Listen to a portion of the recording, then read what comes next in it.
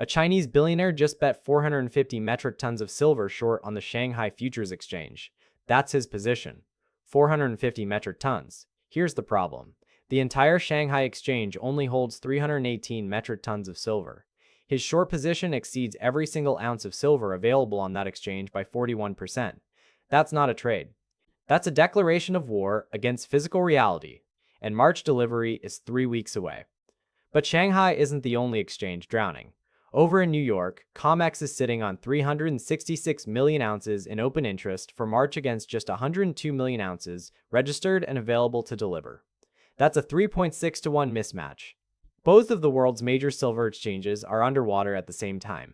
Someone is about to be very exposed, or very broke.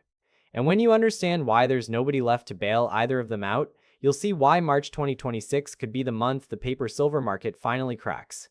My name is Alex, and I've spent the last decade tracking commodity cycles, exchange inventory data, and central bank policy so you don't have to. I read delivery reports the way most people read the morning news, and I'm telling you right now, I have never seen data like what I'm about to show you. If you want to understand what's really happening in the metals market before it makes headlines, make sure you hit that subscribe button and give this video a thumbs up if it helps you see what's coming. Before we dive in, I want to know, what's your silver price prediction by the end of 2026? Drop it in the comments. I read every single one. Here's the thesis. The silver market isn't just tight, it's in its 6th consecutive year of structural deficit. The world consumes more silver than it mines every single year.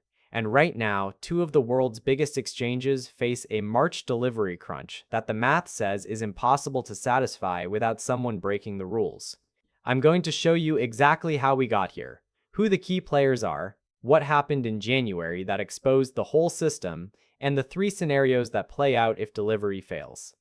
But first, you need to understand why this time really is different. Most people hear about silver and think it's just a shiny metal for coins and jewelry. That's the trap right there. Silver is the most electrically conductive element on the periodic table. Every solar panel needs 20 to 30 grams of it. Every electric vehicle uses 10 times more silver than a combustion engine car. Every server powering the artificial intelligence revolution runs on connections made with silver. This isn't optional demand. This is demand locked in by manufacturing contracts signed years in advance. You can't substitute it. You can't fake it. You can't wish it into existence. And here's what nobody tells you about the supply side. New silver mines take 7 to 10 years to develop. Even with silver up 170% from a year ago, the supply response won't arrive until 2033 at the earliest. The Silver Institute projects total supply in 2026 at 1.05 billion ounces, which sounds like a lot until you realize demand will exceed that by roughly 200 million ounces. 6 years running. 6 consecutive deficits. That's not a blip. That's a structural fracture. And the exchanges sitting on top of that fracture are about to feel the full weight of it. What I'm about to show you next is the thing that connects all of this together. Pay close attention, because this is where the real story begins. Let me walk you through the 5 dominoes that are falling right now, because each one makes the next one worse. The first domino is the Bian Ziming short. Bian Ziming is a Chinese billionaire trader who built a naked short position of 450 metric tons on the Shanghai Futures Exchange. As of February 8, 2026, total SHFE inventory sat at 318.54 metric tons. Do that math. His short exceeds everything on the exchange by 131 metric tons. If silver rises, he faces theoretically unlimited losses. If he tries to cover, he needs more silver than physically exists in the warehouse. If counterparties demand delivery, the exchange simply cannot fulfill the contracts. This is the textbook definition of a short squeeze setup, except it's not happening to some small fund. It's happening at the exchange level. Think about the Hunt brothers in 1980. They tried to corner the silver market by going long. Bian Ziming is the mirror image, a massive short that exceeds available inventory. Both scenarios create potential exchange failure. But here's the thing that makes this worse than 1980, and I'll come back to this in a minute because it ties directly into what happened in January. The second domino is the COMEX inventory crisis. Let me put this in perspective. In 2020, COMEX held roughly 330 million ounces of registered silver.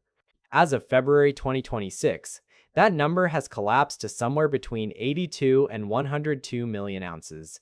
That's a 75% decline in deliverable silver. Gone. In the first week of January 2026 alone, 33.45 million ounces were withdrawn. That's 26% of registered inventory pulled in 7 days. Normal January delivery requests run 1 to 2 million ounces.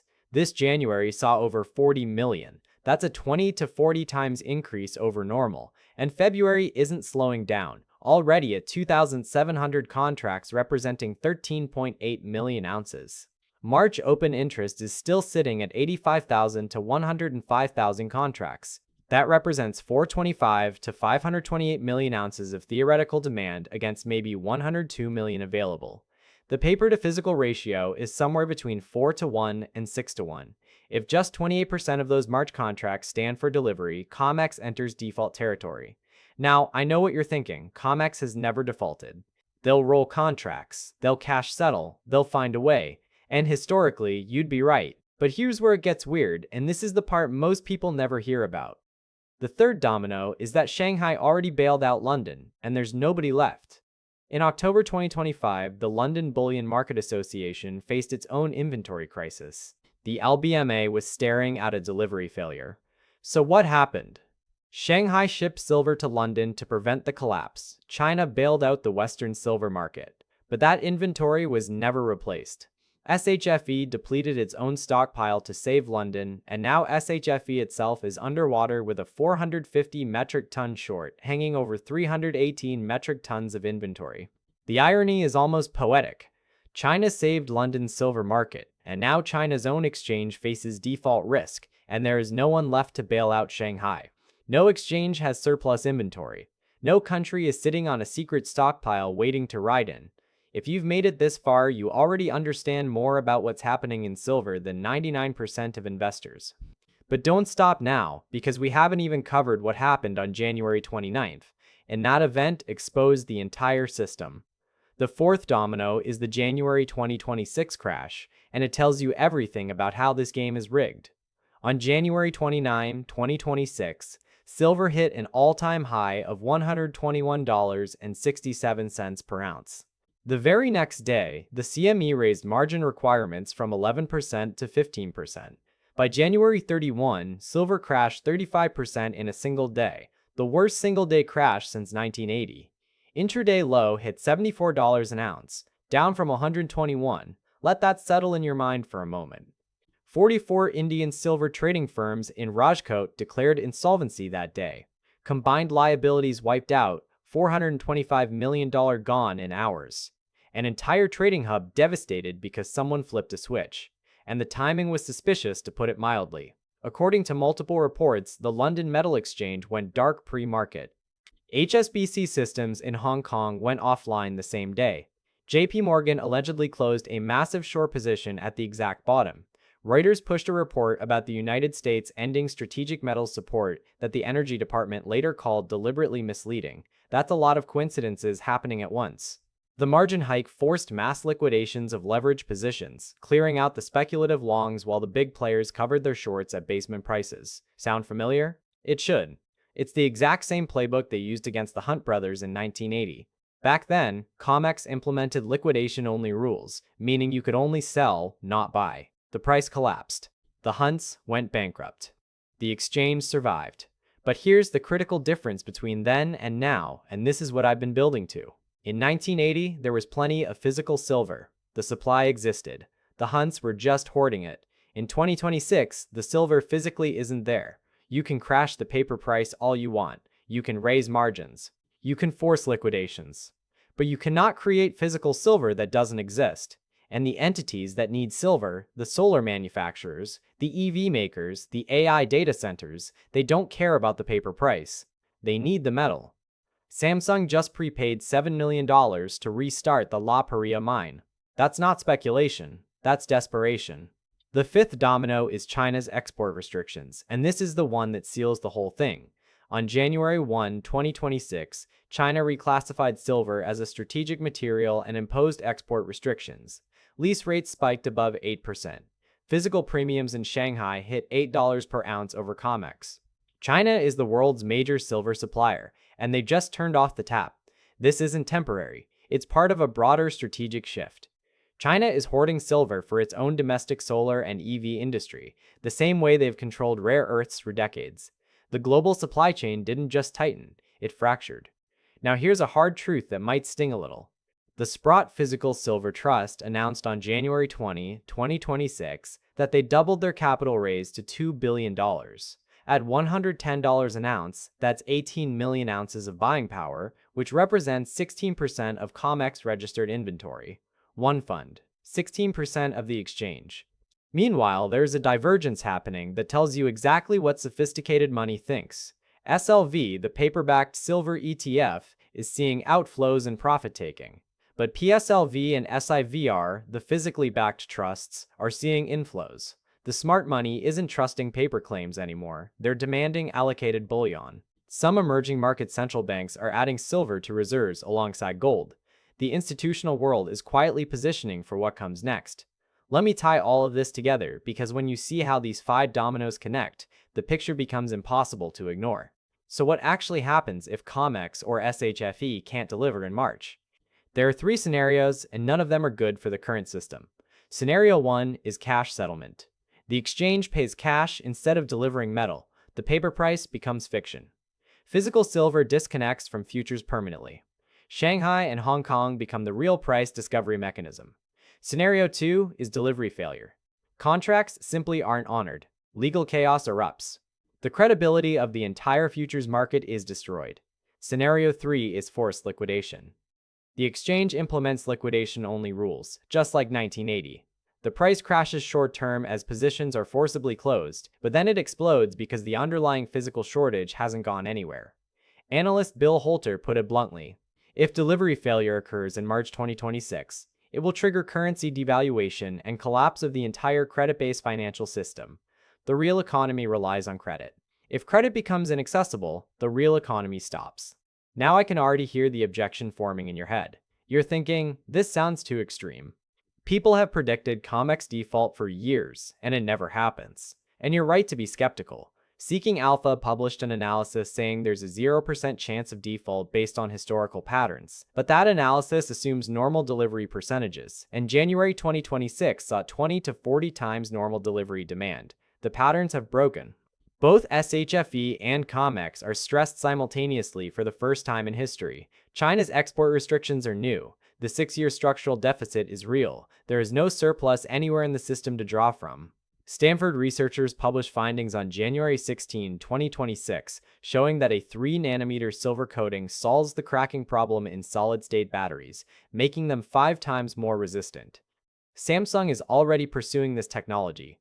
The demand story isn't slowing down, it's accelerating. Even Pandora, the jewelry company, is switching away from silver to platinum-plated alloys because they literally can't afford silver at current prices.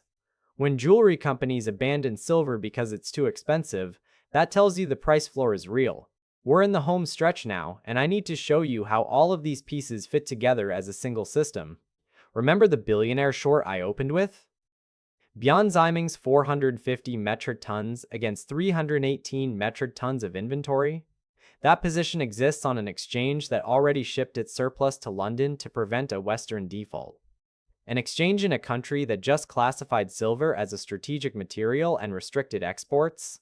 On a timeline where March delivery is 3 weeks away, COMEX is simultaneously facing its own 4-to-1 paper-to-physical mismatch, and there's nowhere left to source emergency supply. The January crash proved the system's only defense mechanism is to change the rules, raise margins, force liquidations, and crash the price to shake out leverage positions. But that defense mechanism doesn't create physical silver, it just buys time. And 6 consecutive years of structural deficit means time is running out. The gold to silver ratio fell below 50-to-1 in January for the first time since 2012, and even after the crash it's sitting at 61 to 63-to-1. Which historically signals silver outperformance ahead. The price is sitting at roughly $83, up from $30 a year ago. That's a 170% gain, and the fundamentals say we're still in the early innings. Here's what you need to understand. At the beginning of this video, I told you a Chinese billionaire bet 450 metric tons against 318 metric tons of available silver. I told you that's not a trade, it's a declaration of war. But here's what I didn't tell you. The war isn't between one trader and an exchange. The war is between the paper market and physical reality. For decades, the paper market has set the price of silver through futures contracts that never get delivered. But when delivery demand spikes 20 to 40 times above normal, when exchange inventories drop 75% in 6 years, when the world's largest supplier restricts exports, the paper market loses control. March 2026 may be the month we find out what happens when that control breaks entirely, or it may roll to May, and then to July. But the structural deficit doesn't fix itself. The industrial demand doesn't slow down. The mines that don't exist can't produce silver that the world needs. Every month that passes without a resolution makes the eventual reckoning larger. You're not watching this video by accident. The fact that you stayed through the numbers, the timelines, the exchange mechanics, that tells me you're not waiting for someone to hand you a conclusion. You're building your own. The person who understands this data, who sees the mismatch between paper promises and physical reality, that person doesn't panic when margins get raised or prices crash 35% in a day. That person sees through the mechanism. Silver, gold, COMEX, the Fed, China's strategic reserve policy. What's the next topic you want me to dig into? Drop it in the comments because I read every single one, and your questions shape what I cover next. The paper market is a house built on promises. March is the storm. Whether the house stands or falls, you now know exactly what's holding it up and exactly how little that is.